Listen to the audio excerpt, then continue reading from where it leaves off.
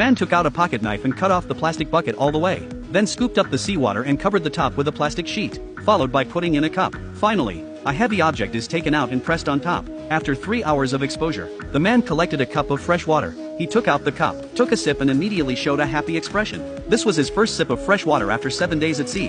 After an unknown amount of time again, the old man saw a freighter passing by. He took out a flare, pulled it open and called for help at the freighter, but the freighter didn't see him. He looked at the distant freighter and fell into despair. At night, the sleeping old man was suddenly awakened by the sound of a siren. He looked up and saw that another freighter had passed by him, so he hastily took out another flare and fired it into the sky. But the freighter did not stop until he had fired all the flares. Looking at the distant freighter again, the old man sat down on the life raft in despair. After an unknown period of time, he suddenly saw a bright light in the distance, but at this point, without a flare, he could only look for other ways. He took the plastic sheet from the bucket, then tore off the paper and threw it into the bucket, and finally lit it with a match. He shouted into the distance in front of